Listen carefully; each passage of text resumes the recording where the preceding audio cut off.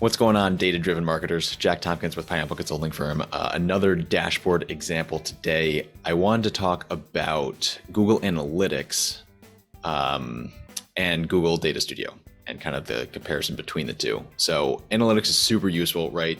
You use it, your clients probably use it. A whole lot of good info, easy to set up, goals, events, all that stuff. Really impactful. It's just not that easy to look at in Google Analytics. Right, and there's pieces that you want to see, but you're gonna have to flip to the behavior section or the goals section or whatever it is, and it's still not probably exactly the way that you want to see it. So that's where Data Studio comes in. It was originally created by Google for a better view of analytics, and it has expanded to much more past that. But I wanted to go through an example of what a Data Studio dashboard with Google Analytics data looks like. So let's dive in. All right, so here it is. So this is a Google Data Studio dashboard using some example Google Analytics data. It is based off of criteria from my site, but not the actual site data itself. So I start off, because analytics doesn't really do this, but I like to see the overall KPIs. So these are the ones that matter a lot to me. Page views, sessions, users, probably pretty common for most people.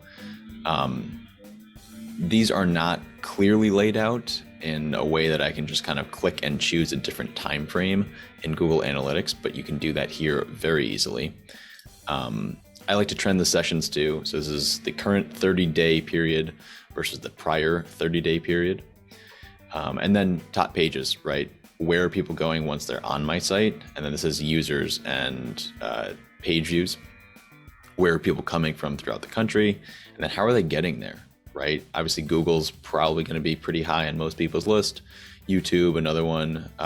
Direct, of course, kind of going directly to the site. And then lastly, trending the sessions over time on a monthly basis, right? So if you invest in SEO or doing campaigns to drive traffic, you want to see this trend over time. And using this example data, maybe if I started something in August, it looks like it started to pick up pretty nicely over time, right?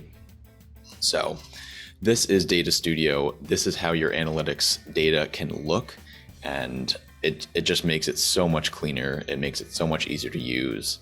This is everything that I need in one view, and there's typically kind of another deep dive view.